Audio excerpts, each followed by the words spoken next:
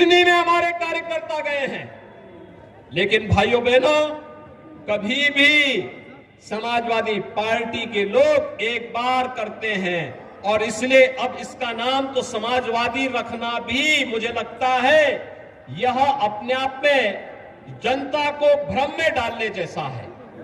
इन्होंने विकास कराया होगा, अपना किया है, अपने परिवार का किया है, अपने परिवार के बाहर किसी का नहीं किया है, किसी अन्य गरीब का जिसने भी उभरने का प्रयास किया उसके साथ क्या कुछ हुआ यह हर व्यक्ति जानता है। और भाइयों बहनों आज तो मुझे आप सबको बताते हुए एक नया रहस्य मैं आपको बता रहा हूं। ये समाजवाद ये जेपी का समाजवाद नहीं है, डॉक्टर लोहिया का समाजवाद भी नहीं है। चचा शिवपाल तो डॉक्टर लोहिया के बारे में लिखते हैं लेकिन उनको स्वयं नहीं मालूम होता है कि वे क्या लिख रहे हैं, उनको स्वयं नहीं मालूम है। ये समाजवाद के जो अलग अलग ब्रांड हैं वह एक खानदान में भी देखे जा सकते हैं। भाइयों बहनों शिवपाल जी का जो समाजवाद है वह है जिसकी लाठी उसकी भैंस, यानी ये लठैत समाजवाद है इनका। प्रोफेसर राम गोपाल यादव का समाजवाद वह पूंजीवाद में बदल गया है। सब धरती गोपाल की, नोएडा से लेकर के फिरोजाबाद तक जो भी धरती दिखाई देती है समाजवादी पार्टी की सरकार में उस जमीन को उन्होंने या उनके शागिर्दों ने हथियाने में कोई गुरेज नहीं की। और अखिलेश जी का समाजवाद अवसरवादी समाजवाद है, हुआ था हर व्यक्ति समझता है। पिछली बार तो कम से कम जसवंत नगर नेताजी के नाते मिल गई, अगली बार जसवंत नगर भी नहीं मिलने वाली है उनको, ये हर व्यक्ति जानता है। और जब भी समाजवादी पार्टी को चुनाव हारने होते हैं दो काम जरूर कर लेते हैं।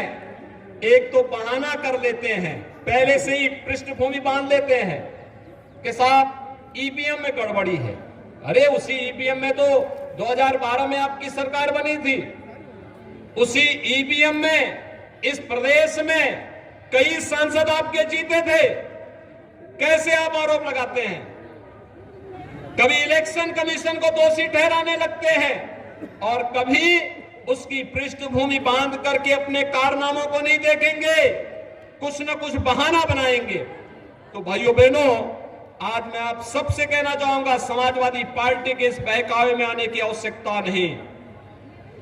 इनके पास जब भी चुनाव हारना होता दो काम करेंगे, एक आरोप प्रत्यारोप और दूसरा बेचारी डिंपल जी को चुनाव लड़ा करके हराने के लिए भेज देते हैं। फिरोजाबाद में भी इन्होंने यही किया था ना, और कन्नौज में भी यही किया था। चुनाव हारना है तो उनको आगे कर देते हैं।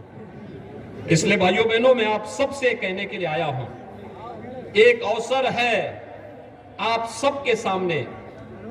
आप सब मैनपुरी लोकसभा सीट से जुड़े हुए, पांचों विधानसभा क्षेत्र से जुड़े हुए, चाहे वो मैनपुरी हो, भोगांव हो, करहल हो, किसनी हो या जसवंत नगर के सभी मतदाता भाइयों बहनों के सामने, और वह है कि सिपाही खानदान से मुक्ति हो।